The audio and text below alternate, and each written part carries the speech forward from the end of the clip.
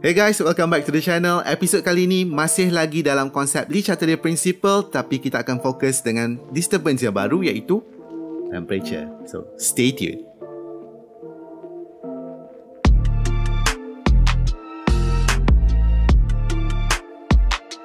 Hai, Assalamualaikum. Welcome back to the channel. As I mentioned earlier, dalam video kali ini kita akan bincang lagi pasal Le Chatelier Principle. Tetapi kali ini kita akan fokus pada disturbance yang baru iaitu temperature. So the objective of this video is very simple. Kita still akan state Le Chatelier Principle untuk sekadar revision saja, but kita akan discuss dengan lebih mendalam konsep ataupun application of Le Chatelier Principle on the equilibrium position based on the disturbance which is temperature. So, apa yang anda perlu tahu adalah Le Chatelier Principle ni actually dia cakap kalau kata sistem tu in equilibrium and kalau kita kacau dia akan cuba kurangkan pengacauan tu dan dengan cara dia shift to the left ataupun shift to the right. Okay, so di sini bila kita cerita pasal temperature, we cannot run from the heat of reaction. What you have to know is bila kita kacau dalam chemistry ni, heat of reaction ni ada dua jenis, iaitu satu adalah endothermic, satu lagi adalah exothermic reaction. The heat of reaction ni kita record dia, kita measure dia sebagai the change in enthalpy. Jangan risau, konsep enthalpy akan diajar dalam second semester nanti. What you have to know is kalau ada simbol delta H ni, simbol delta H ni menunjukkan kepada enthalpy ataupun the heat of the reaction. Okay, so kalau kita tengok di sini, endothermic reaction is actually a reaction yang mana dia absorb heat from the surrounding. Maksud dia absorb heat. Okay, dia serap heat daripada surrounding. Okay, therefore enthalpy dia akan jadi positif ataupun lebih besar daripada kosong. What you have to know, since dia absorb heat tu akan berada di bahagian reactant. Contoh macam this reaction, PCl5 tambah menjadi PCl3 plus Cl2 and delta H dia adalah positif. Okay, so ini adalah endothermic reaction. Now kita nak tengok exothermic reaction pula. Untuk exothermic reaction, itu adalah reaction yang mana dia release heat to the surrounding. Okay, bila dia release heat, delta H dia akan jadi negatif. Disebabkan heat ni dia lepas, the heat will be on the product punya bahagian. Ini adalah contoh kita. Okay, heat tu akan berada di bahagian product. So as you can see, I use a similar example tapi saya reverse dia. Okay, kalau tadi forward reaction dia adalah endothermic, dan sekarang ni forward reaction dia adalah exothermic. So kalau macam sekarang ni, kalau saya terbalikkan equation tu, nilai delta H pun akan terbalik. Now, kita nak tengok effect of temperature on the chemical equilibrium. A temperature changes occur when the temperature is increased atau decreased by the flow of heat lah. Maksudnya kita panaskan ataupun kita sejukkan dia.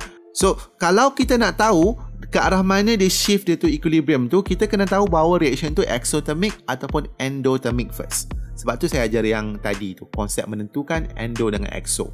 Disebabkan perubahan temperature ni, dia akan kacau heat. Heat tu akan kacau the concentration for every single species. Indirectly, dia akan kacau value of K. Equilibrium constant akan berubah di sini. Value of equilibrium constant akan berubah kerana equilibrium constant is temperature dependent. Kita tengok the first one for this reaction. So kalau kita tengok sini, delta H dia adalah positif. Okay, so this is an endothermic reaction. Bila endothermic reaction, the heat will be on the reactant side. Okay, maksudnya heat akan berada di bahagian reactant. So tips untuk jawab soalan ni, bila you nampak saja positif, you letak heat di bahagian reactant. Tulis heat tu dulu.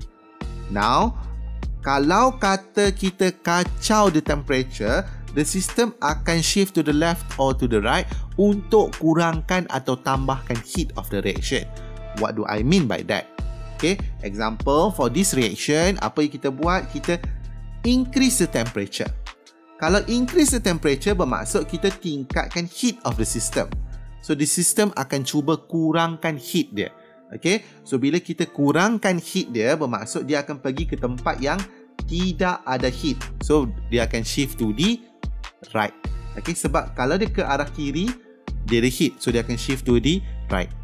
Bila dia shift to the right, okay, what will happen here is the concentration of PCl3 and Cl2 akan increase while the concentration of PCl5 akan decrease. So ini bertambah, ini pun bertambah, ini akan berkurang, menyebabkan value of K menjadi sangat besar. So what we can say is untuk endothermic reaction, bila kita tingkatkan heat, K akan bertambah.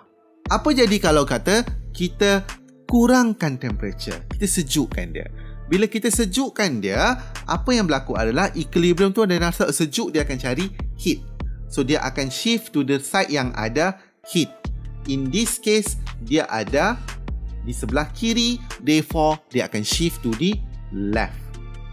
Bila dia shift to the left, what will happen there is concentration of PCl3 and Cl2 akan berkurang, but PCl5 akan bertambah. Therefore value K akan jadi sangatlah kecil. So what we can say here is equilibrium constant akan berkurang untuk endothermic reaction kalau kata kita kurangkan temperature dia. Now kita tengok summary lah apa yang kita tengok tadi. Kita kata kalau kita tingkatkan temperature, dia shift to the right, K akan bertambah. Kalau kita kurangkan temperature, dia shift to the left, K akan berkurang. Tadi kita tengok pasal endothermic reaction. Now kita tengok this reaction. This reaction dia menghasilkan delta H yang negatif. Kalau delta H dia negatif, ini adalah an exothermic reaction. Kalau delta H dia negatif, apa you perlu tahu adalah the heat will be on the product side. So apa you perlu buat kalau exam dapat soalan macam ni, terus tulis dekat mana heat tu berada. So in this case, heat berada di bahagian produk. So kita letak heat di situ. After that, apa kita akan buat adalah kita kena tahu kalau kata kita kacau disequilibrium punya temperature, dia sama ada meningkat ataupun berkurang, dia akan counteract dengan cara shift to the left ataupun shift to the right. So kita akan tengok satu demi satu. Now for exothermic reaction, apa kita akan buat first kali adalah kalau kata kita increase the temperature. When we increase the temperature, dia rasa panas. So bila dia panas, dia akan cuba lari dari kepanasan tu. So, therefore, the system akan try to avoid the heat. Dia akan pergi ke the side yang mana tidak ada heat. Okay, so dia akan decrease the heat in the reaction. Dia tak boleh ke arah kanan. Kalau dia ke kanan, dia keep on producing heat. Therefore, the reaction makin lama makin panas. Remember, Le Chatelier dia nak kurangkan disturbance ni. So, the disturbance adalah increase in temperature. So, what we should do here is kita akan kurangkan heat tu. Dengan cara, dia akan shift to the side yang mana tidak ada heat. Therefore, in this case, dia akan shift to the left. Okay, dia shift to the left. Bila dia shift to the left, subsequently, what will happen here is the concentration of PCl3 and Cl2 bertambah. Concentration of PCl5 akan berkurang. So, ini berkurang, ini bertambah, menyebabkan value Kc itu akan jadi lebih kecil. So therefore, K akan berkurang. Now kita tengok untuk kalau kata kita kurangkan temperature dia. Bila kita kurangkan temperature dia, dia akan shift to the side yang mana ada heat. Okay, sebab dia dah sejuk, dia nak panas balik. So dia pergi ke side yang ada heat. In this case, dia akan shift to the right. Bila shift to the right, what will happen here is concentration of PCl5 akan bertambah.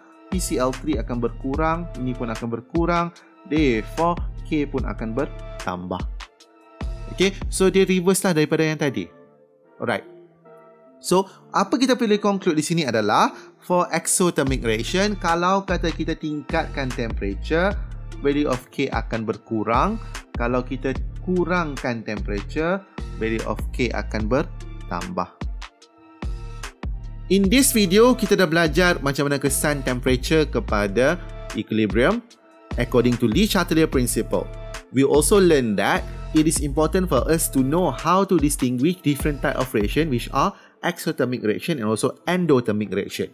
Ingat, position heat tu di mana? Untuk endo, heat berada di dalam, which is the reactant. Exo, dia lepaskan heat. This means heat berada di bahagian produk.